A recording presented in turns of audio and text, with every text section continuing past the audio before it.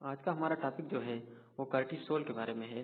Cortisol जो है ये एक ग्लूकोकार्टिकाइड हार्मोन है जो कि ज़ोना फिसिकुलेटा सेल्स जो होते हैं एड्रिनल कार्टेक्स से वहाँ से सिक्रीट होता है।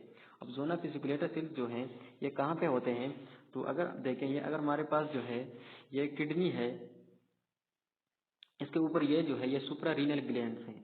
सुप्रा रीनल ग्लैंड के जो है ये हमारे पास दो जो है इसके पोर्शन होते हैं।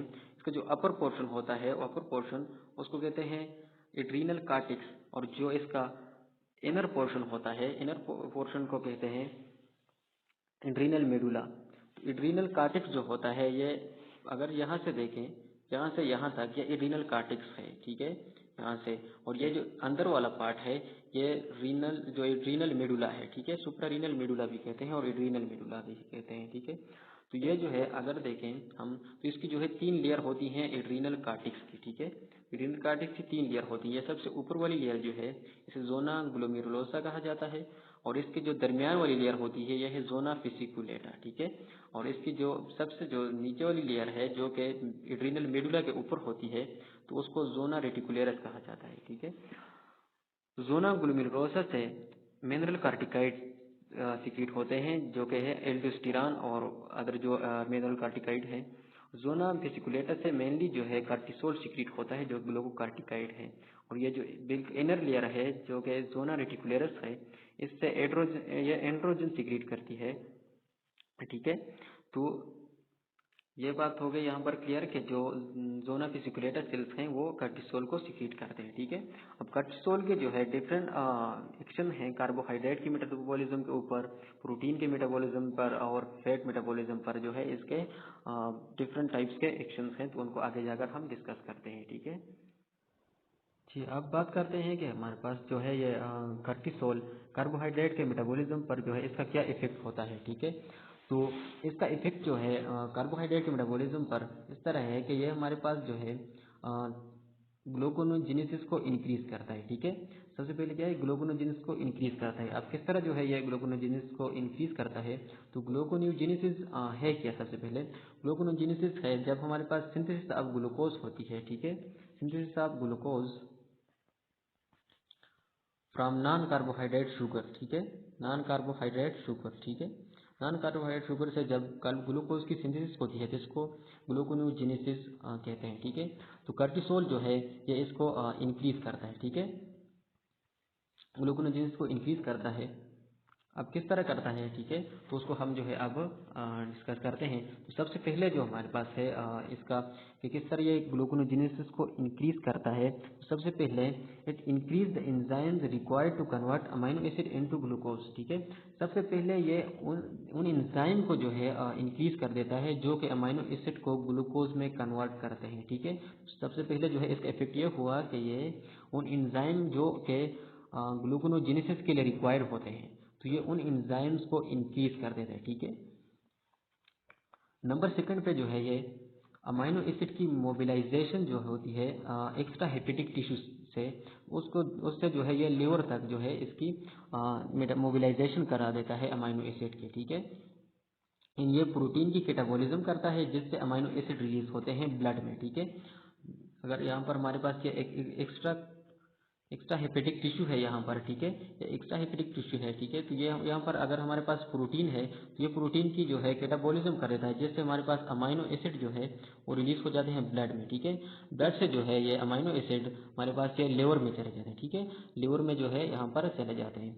लिवर में जो है फिर अमाइनो एसिड से ग्लूकोज बनते हैं, ठीक है, जो कि ग्लूकोनोजेनेसिस है, ठीक है। तो ये सेकंड नंबर ये हुआ कि मोबिलाइजेशन जो है इसने किया कि इसने जो है मोबिलाइजेशन को इंक्रीज कर दिया, ठीक है, यहाँ पर, और यहाँ से फिर जो है लिवर में चले गई और जिससे हमारे पास फिर ग्लूकोज सिंथेसाइज होता है, ठीक है।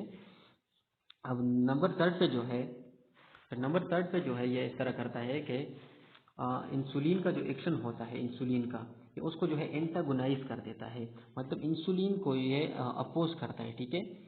कार्टिसोल की प्रेजेंस में इंसुलिन अपनी एक एक्शन जो है वो परफॉर्म नहीं कर पाता, ठीक है। इंसुलिन का फंक्शन होता है ग्लूकोनोजेनेसिस जो होती है उसको स्टॉप करना, ठीक है। इंसुलिन जो होता है इंसुलिन ये ग्लूकोनोजेनेसिस जो हमारे पास होती है इसको ये है स्टॉप कर देगा, ठीक है। लेकिन जब कार्टिसोल होगा तो ये इसको स्टॉप नहीं कर पाएगा, ठीक है। जो इंसुलिन होगा ये ग्लूकोनोजेनेसिस को स्टॉप नहीं कर पाएगा कार्टिसोल की प्रेजेंस में, ठीक है। इस तरह ये जो है इंसुलिन के एक्शन को एंटागोनाइज करता है। तो इन तीनों इफेक्ट की वजह से ये जो है ग्लूकोनोजेनेसिस को जो है इस प्रोसेस को इंक्रीज कर देता है, ठीक है। अच्छा, अब आगे जो है इसके दूसरा इफेक्ट जो होता है कार्बोहाइड्रेट के मेटाबॉलिज्म पे, तो ये जो है जो सेल के अंदर यूटिलाइजेशन होती है जो ग्लूकोज की, तो उसको ये डिक्रीज कर देता है, ठीक है।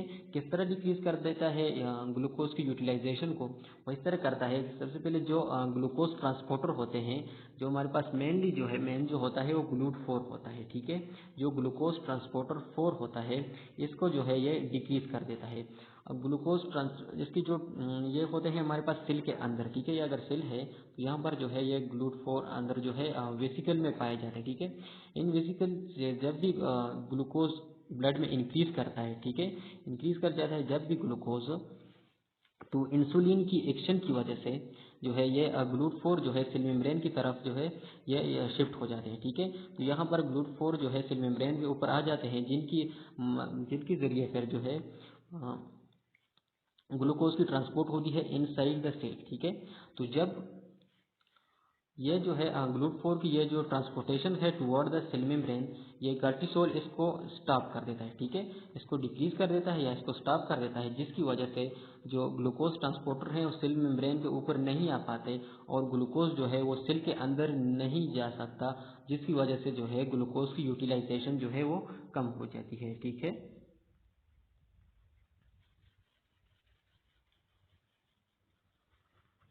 अच्छा, अब आगे बढ़ते हैं। डिक्रीज नंबर सेकंड जो है जो इंसुलिन के जो रिसेप्टर होते हैं ना, ये उनको भी डिक्रीज कर देता है, ठीक है। इंसुलिन के जो रिसेप्टर हैं उनको भी डिक्रीज कर देता है। तो इसकी वजह से जो ग्लूकोज की यूटिलाइजेशन होती है वो बिल्कुल वो जो है कम हो जाती है, ठीक है।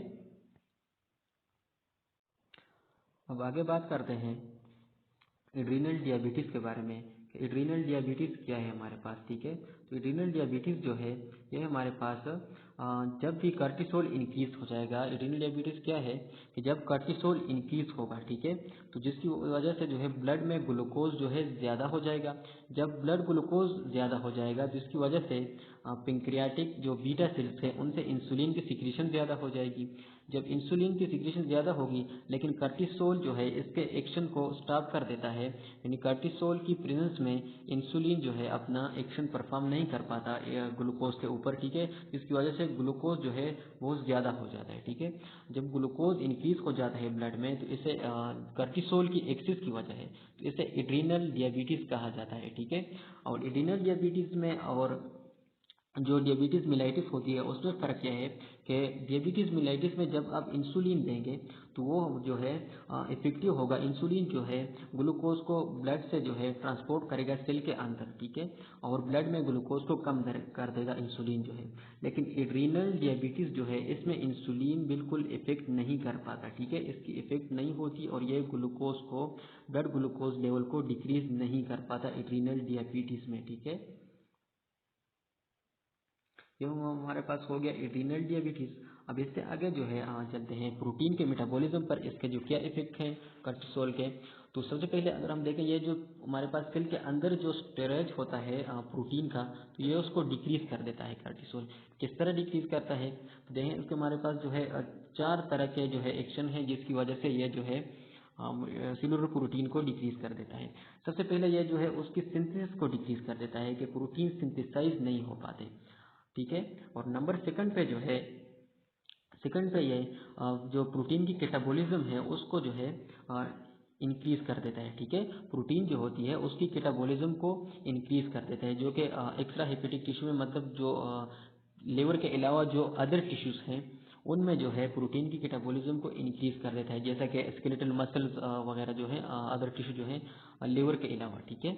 और नंबर थर्ड पे जो है ये अमाइनो एसिड की ट्रांसपोर्ट जो होती है, ठीक है, उसको जो है डिक्रीज कर देता है। मतलब एक्स्ट्रा हेपेटिक टिश्यू के सेल में जो है ये ट्रांसपोर्ट जो होती है अमाइनो एसिड की, तो उसको जो है ये डिक्रीज कर देता है, जिसकी वजह से इंट्रासेलुलर प्रोटीन डिक्रीज हो जाते हैं। और नंबर फोर्थ जो है ये आरएनए की फॉर्मेशन को डिप्रेस कर देता है। ठीक है, तो जब आरएनए की फॉर्मेशन डिप्रेस होगी तो जिसकी वजह से ट्रांसक्रिप्शन ट्रांसलेशन नहीं होगी, तो उस वजह से जो है प्रोटीन की सिंथेसिस भी नहीं होगी, तो इंट्रासेल्युलर प्रोटीन जो होते हैं एक्स्ट्रा हेपेटिक टिश्यू में वो डिक्रीज हो जाते हैं। ठीक है, तो ये हमारे पास जो है 4 फैक्टर हैं जिनकी वजह से जो है इंट्रासेल्युलर जो प्रोटीन होते हैं एक्स्ट्रा हेपेटिक टिश्यू में वो कार्टिसोल की वजह से डिक्रीज हो जाते हैं। ठीक है, अब आ जाते हैं इसके बाद जो है जो लिवर में जो है कार्टिसोल प्रोटीन को इंक्रीज कर देता है और प्लाज्मा में भी प्रोटीन को इंक्रीज कर देता है।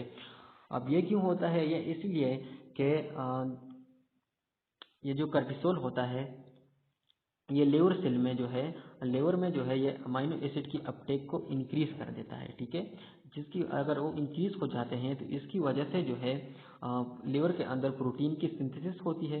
प्रोटीन की सिंथेसिस जब होगी तो उसकी वजह से जो है प्रोटीन रिलीज होंगे प्लाज्मा में। ठीक है, तो प्लाज्मा प्रोटीन और लिवर के अंदर जो प्रोटीन होते हैं उनको कार्टिसोल जो है इंक्रीज कर देता है, और जो एक्स्ट्रा हेपेटिक टिश्यू है उनमें जो है ये प्रोटीन को डिक्रीज करता है। ठीक है, और हेपेटिक टिश्यू में जो है ये हमारे पास इंक्रीज कर देता है। ठीक है, अच्छा, तो अब हम आते हैं effect of cortisol on fat metabolism. ठीक है, फैट मेटाबॉलिज्म के ऊपर इसका क्या इफेक्ट होते हैं? ठीक है, कार्टिसोल के तो देखिए सबसे पहले जो है ये सिमिलरली जिस तरह जो है ये प्रोटीन की जो है अमाइनो एसिड की मोबिलाइजेशन कर रहा था, तो इस तरह ये जो है फैट की भी मोबिलाइजेशन करता है। एडिपोज टिश्यू से जो एक्स्ट्रा हेपेटिक टिश्यू होते हैं उनसे जो है ये फैट की मोबिलाइजेशन करता है। ठीक है, फैट की मोबिलाइजेशन होगी जिसकी वजह से क्या होगा, जिसकी वजह से जो है ब्लड में जो है प्लाज्मा में जो है फैटी एसिड ये इंक्रीज हो जाएंगे। ठीक है, फैटी एसिड जो है इंक्रीज हो जाएंगे,